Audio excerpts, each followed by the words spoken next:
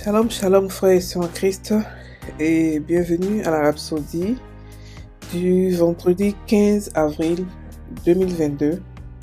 Rhapsodie écrite par le pasteur Christoya Kilomé et la lecture vous est offerte par les vérités de l'évangile. Le thème d'aujourd'hui est « Préparer les nations pour son retour ». Et le verset de l'Apocalypse 22, verset 7 qui dit « Voici, je viens bientôt. Béni est celui qui garde les paroles de la prophétie de ce livre. » Alléluia. Le pasteur Christ dit, dans Matthieu 28, verset 19 à 20, le Maître a dit, « Allez, faites de toutes les nations des disciples. Enseignez-leur à observer tout ce que je vous ai prescrit. Et voici, je suis avec vous tous les jours jusqu'à la fin du monde. » Alléluia. Le Seigneur Jésus nous a donné un message. C'est le message du salut pour le monde entier, qu'il a accompli par sa mort et sa résurrection. Nous devons prêcher ce message jusqu'à ce qu'il revienne comme il l'a promis. Parce que le temps de son retour est plus proche que jamais. Nous devons prêcher l'évangile maintenant avec plus de ferveur et d'urgence que jamais auparavant. Ce n'est pas la religion. Il s'agit de Jésus-Christ et de son message vivant. Il est venu mourir pour tous les hommes et Dieu l'a ressuscité des morts afin que nous puissions avoir la vie éternelle et entrer en communion avec Dieu. Et il revient pour tous ceux qui croient en lui. Alléluia. Il nous a donné les signes qui annoncent sa venue. Et nous voyons beaucoup de ces choses se produire dans notre monde aujourd'hui. Il ne reste plus beaucoup de temps. C'est pourquoi nous prêchons et appelons tout homme à la repentance. Colossiens 1, verset 28 nous dit, « C'est lui que nous annonçons, exhortant tout homme et instruisant tout homme en toute sagesse, afin de présenter à Dieu tout homme devenu parfait en Christ. » La Bible nous donne une prescription intéressante de sa venue. 1 Thessaloniciens 4, verset 16 à 17 dit, « Car le Seigneur lui-même a un signal donné à la voix d'un archange et au son de la trompette de Dieu, descendra du ciel et les morts en Christ ressusciteront premièrement. Ensuite, nous les vivants qui serons restés, nous serons tous ensemble enlevés avec eux sur des nuées à la rencontre du Seigneur dans les airs et ainsi nous serons toujours avec le Seigneur. » Pouvez-vous voir pourquoi vous devez être préparés et en vivant pour lui chaque jour? Sachant que la venue du Seigneur est plus proche que jamais, prenez à cœur la mise en garde de Jude 1, verset 4. En vivant avec circonspection, avec objectif, d'une manière digne et avec exactitude. Non comme des insensés et des stupides, mais comme des sages. Car il s'est glissé parmi vous certains hommes dont la condamnation est écrite depuis longtemps, des impies qui changent la grâce de notre Dieu en dissolution et qui réunit notre seul Maître et Seigneur Jésus-Christ. Béni soit Dieu pour sa grâce, sa sagesse et ses miséricordes insondables, déversées sur son Église pour proclamer efficacement l'Évangile et établir sa justice sur toute la terre en ces derniers jours. En cette période de Pâques, prêchez l'Évangile comme jamais auparavant. Transformez plusieurs personnes des ténèbres et de la condamnation à la glorieuse liberté des fils de Dieu. Alléluia. Fin de la Rhapsodie. Ici, le pasteur nous parle de préparer les nations pour son retour. Et non seulement les nations, mais nous aussi nous préparer pour son retour. Parce que la Bible dit que à son retour, à son deuxième retour, un signal sera donné. Les anges, les archanges vont crier et ensuite le son de la trompette va se faire entendre. Et le son de la trompette se fait entendre seulement par la foi. Pour ceux qui sont préparés à son retour. Et aujourd'hui, nous voyons que beaucoup de personnes, beaucoup de gens, beaucoup d'êtres humains ne savent pas que Jésus est déjà venu et qu'il va revenir. C'est-à-dire que la première venue de Jésus, beaucoup ne sont pas au courant. Ils entendent Jésus, mais ils savent pas qu'il est venu la première fois et qu'il va revenir. D'autres même ne sont même pas au courant de Jésus. Quand vous partez dans les coins un peu éloignés du monde, en Australie, même en Afrique, dans les coins vraiment cachés, où la technologie, il n'y a pas eu beaucoup de touristes, d'invités, ils n'ont aucune idée de qui est Jésus. Et c'est à nous que, comme cette tâche de pouvoir leur montrer, de pouvoir leur présenter Jésus. Et leur dire qu'il est venu et qu'il va revenir. Il est le seul qui est parti et qui a été ressuscité.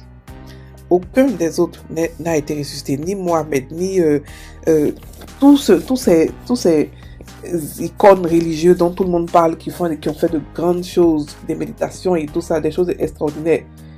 Et ils sont tous morts et personne n'est revenu. Seul Jésus. C'est pour ça qu'il a dit que je suis le seul chemin. Il est le seul chemin. Il n'y a pas d'autre chemin. Nous devons préparer le monde. Comment préparer le monde? Nous devons leur dire que Jésus revient bientôt et qu'il vous aime. Nous devons prêcher l'évangile. Pas avec la peur, mais avec l'amour. Nous devons prêcher sa venue.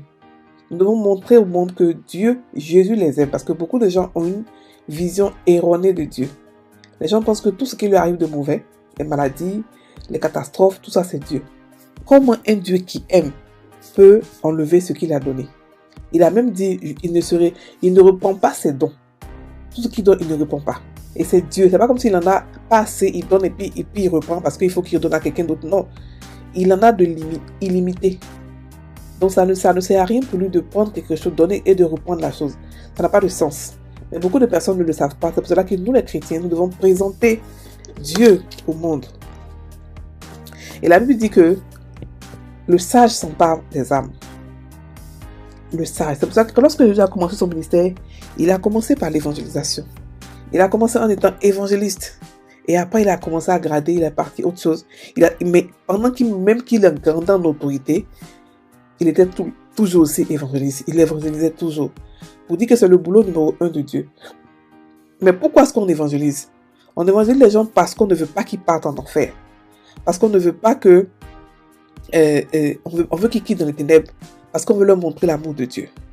Chaque jour qu'il fait, il y a un quota de personnes qui doivent aller au paradis. La même manière que Dieu a fait son quota, la même manière que le diable aussi a fait son quota de personnes qui doivent aller au paradis. Et c'est à nous qu'incombe la tâche de ne pas faire partie, de ne pas laisser les gens aller en enfer.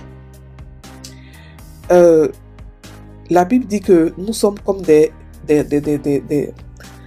gardiens des âmes des gens.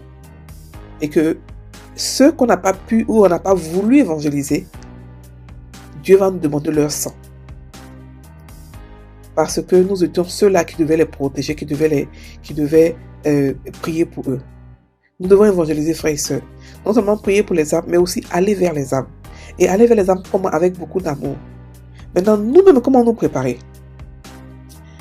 Judas a dit quoi? Judas a dit, il y a des gens qui sont glissés entre nous, dont la condamnation est écrite déjà. Il ne faudrait pas qu'on suive ces personnes-là. Faut qu'on suive la venue de Christ et sur le travail qui se fait sur nous-mêmes pour pouvoir rester dans la grâce. Pour ne pas être distrait, pour ne pas être... Parce qu'il y a beaucoup de gens qui vont venir. La Bible nous parle dans Matthieu 23 à 24 qu'il y a des hommes prophètes qui vont venir, qui vont faire beaucoup de miracles, mais qui ne sont pas de Dieu. Les miracles ne valident pas quelqu'un comme si la personne est de Dieu. Les miracles ne font rien. Ce qu'il faut, c'est l'amour et la parole de Dieu. C'est ça qui est la vérité. Ce n'est pas les miracles. Il y a des églises qui ne vont jamais faire d'évangélisation. Il faut qu'on concentre pas aller prier, que des miracles. Alors que le monde est dehors, le monde nous attend. Nous sommes la solution. Donc, frères et sœurs, nous devons prier, nous devons toucher les âmes pour transformer plusieurs personnes, pour les envoyer des ténèbres à la lumière. Et en ce temps de Pâques surtout, nous devons encore faire plus d'efforts pour pouvoir évangéliser. Alléluia. C'est ce que le pasteur ici nous dit. Nous devons préparer le monde, leur dire ce qui est arrivé, leur dire ce qui va arriver, selon ce que Jésus a dit. Jésus a dit que on ne connaît pas l'heure, on ne connaît pas le jour, mais il n'a pas dit on ne connaît pas l'année. Ça veut dire qu'on peut faire des approximations avec ce qui se passe aujourd'hui. Avec tous les signes qu'il a donnés, chacun peut s'asseoir et puis étudier les signes là et comprendre qu'effectivement, il revient bientôt et que nous devons travailler pour ça. Nous devons travailler pour les âmes. Parce que le gain d'âme est le travail numéro 1 de Dieu. C'est ce qu'il adore le plus. Trouver, amener ses enfants vers lui. C'est pas parce c'est parce qu'une prophétie a été faite, a été dite, qu'elle va forcément se réaliser. Ça veut dire que si Dieu, par exemple, a fait un quota par jour de personnes et que nous, les chrétiens, nous ne travaillons pas, ces personnes n'iront pas au paradis. Non. Ces personnes iront peut-être en enfer. Donc, nous devons travailler pour ne pas que le sang des gens innocents retombe sur nous. Alléluia. Je vais faire la prière. Cher Père, avec beaucoup de ferveur et d'urgence, je prêche l'évangile. Cet évangile de justice, je le prêche avec tant de puissance. Et j'arrache beaucoup de la destruction, de la condamnation dans notre glorieux royaume au nom de Jésus. Amen. Frères et sœurs, passez une très bonne journée. Vous pouvez nous suivre aussi chaque matin sur YouTube avec plus d'explications sur la rhapsodie d'aujourd'hui à 5h GMT, de 5h GMT à 6h GMT. Nous prions et nous expliquons la rhapsodie. Vous pouvez poser des questions. Ok, soyez bénis, passez une très bonne journée.